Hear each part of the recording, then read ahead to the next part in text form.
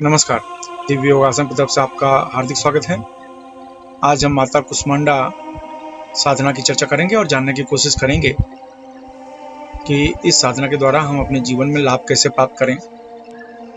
माता दुर्गा का स्वरूप माता कुष्मांडा हेल्थ की देवी मानी जाती हैं।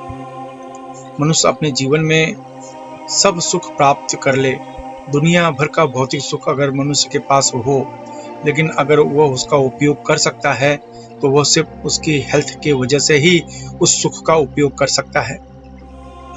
अगर ये सुख आपके नसीब में नहीं है तो सभी प्रकार के भौतिक सुख आपके लिए बेकार हो जाते हैं। और भौतिक सुख की देवी जहाँ माता कुष्मांडा मानी जाती हैं, वहाँ ये शरीर की देवी भी मानी जाती हैं। शरीर में स्थित सभी प्रकार के रोग, द्वेष, चाहे वो शारीरिक हो, मानसिक हो या किसी भी तरीके की समस्याएं जो शरीर में हो, उनको दूर करने वाली देवी माता कुष्मांडा मानी जाती हैं।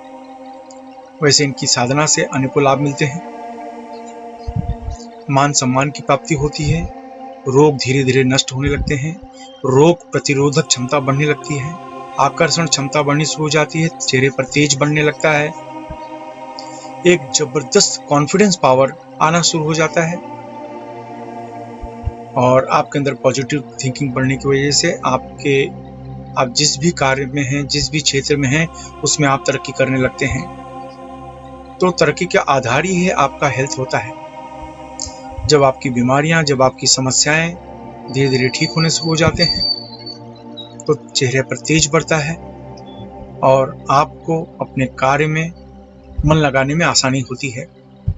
इसलिए माता कुष्मांडा के साधक अपने हर कार्य में, हर क्षेत्र में बढ़ चढ़ कर हिस्सा लेते हैं। इनको लोग जानते हैं क्योंकि ये जहाँ भी होते हैं वहाँ पर इनके बारे में लोग जानना शुरू कर देते हैं।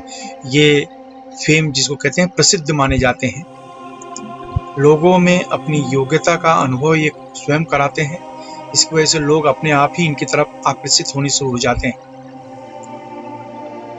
फिर चाहे ये नौकरी के क्षेत्र में हो, चाहे व्यवसाय के क्षेत्र में हो, हर क्षेत्र में तरक्की करते हैं और लोगों में अपना प्रभाव बढ़ाते हैं। इसलिए माता कुष्मांडा की साधना हर व्यक्ति को अवश्य करनी चाहिए। ये एक दिन की ही साधना है। आप जानते हैं इस मंत्र का अभ्यास कैसे करें। ढीले ढाले वस्त्र पहनकर किसी भी लाल आसन पर बैठ जाएं। कुछ लोग जमीन पर बैठ नहीं सकते हैं, इसलिए वे किसी कुर्सी पर या सोफा पर लाल कपड़ा बिछाकर बैठ जाएं।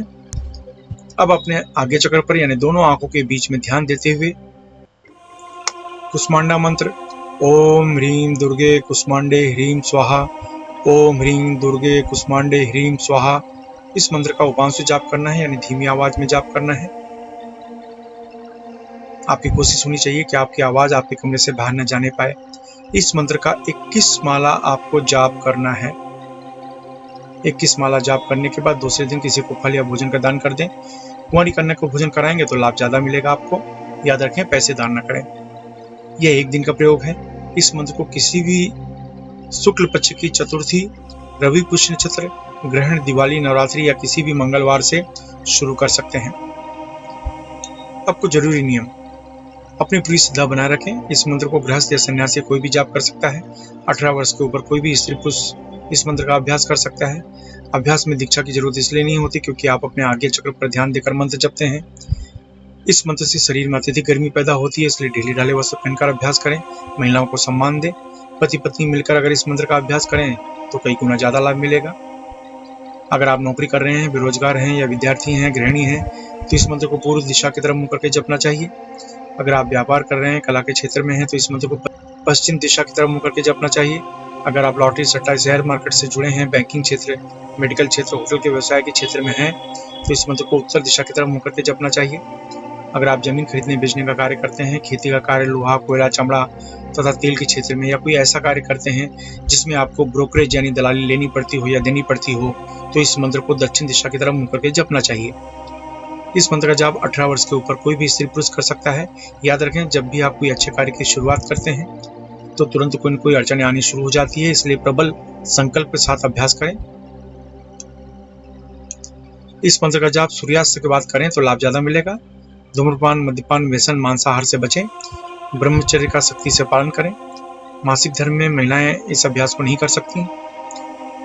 इस अभ्यास को किसी भी शांत कमरे में या घर के मंदिर में किया जा सकता है।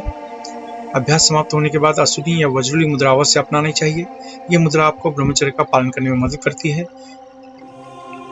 अश्विनी या वज्रली मुद्रा क्या है, यह जानने के लिए नीचे डिस्क्रिप्शन में लिंक दिया है, वहां से आप जानकारी प्राप्त कर सकते हैं। इसके अलावा मुंबई के निकट वज्रेश्वरी में 2 दिन का पंचांगुली साधना शिविर, जिसमें 1.25 लाख से 5.5 लाख मंत्र का अनुष्ठान होने जा रहा है।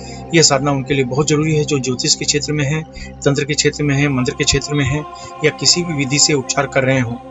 अगर आप भाग लेकर साधना करना चाहते हैं तो नीचे डिस्क्रिप्शन में लिंक दिया है, वहां से शिविर में भाग लेने के लिए रजिस्ट्रेशन करवा सकते हैं। आप अपने जीवन में हमेशा तरक्की करें, इसी शुभकामना के साथ धन्यवाद।